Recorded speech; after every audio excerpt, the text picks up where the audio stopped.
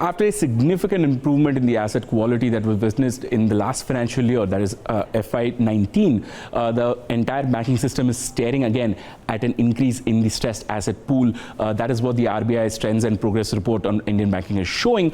According to the RBI's data for this financial year, that is FY20, in the first half of FY20, among the public sector banking system, the SMA1 and SMA2 accounts have both gone up considerably.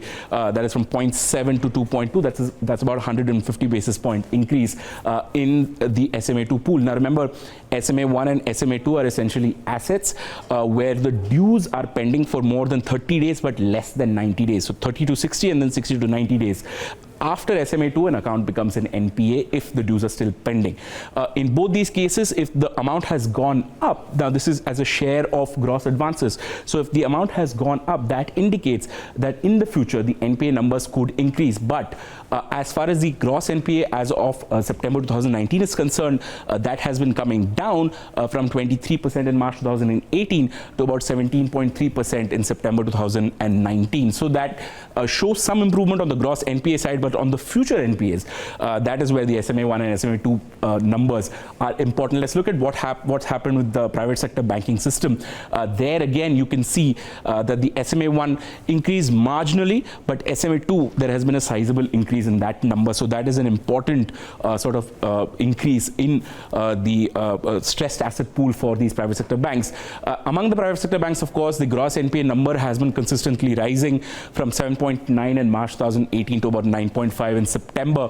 That is primarily because IDBI Bank got added to the private sector banking pool in January 2019, and that is why that gross NPA number has been going up consistently for these banks. Now let's look at some of the sector-specific issues that the RBI is pointing out. One sector in specific that the RBI has very clearly mentioned in the Trends and Progress report is that of agri NPAs, and that, according to the RBI, has been rising considerably. As you can see, public sector banks have shown a considerable rise in their NPAs. Now this percentage is as a share of total NPAs. So agri loans are now contributing to about 13.5% of the total NPAs, and for the entire scheduled commercial bank system, that number is about 12.4. The RBI is saying that this is largely coming in from states which have been giving out farm loan waivers, and that is why there has been a higher rate of default in these states, and thereby the agri loans for the entire banking system has been going up. Lastly, let's look at where India stands as far as the rest of the world is concerned, especially the emerging market economies. Here, as you can see, the India line is right here.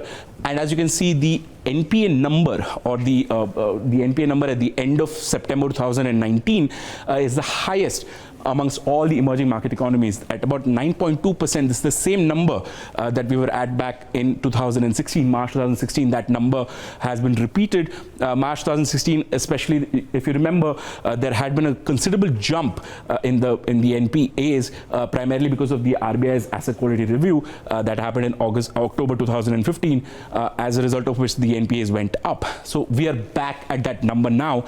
There had been a considerable decrease from March 18 to about 8.9 in June, but that number has gone up again, showing that there is a considerable rise in the stress that is associated with Indian banks, and thereby India as a whole is facing some difficulty. The RBI is pointing out that there has been some slowdown in the economy, the credit offtake is low, and obviously all of these problems are playing into how exactly the banks are going to manage their stress in the future.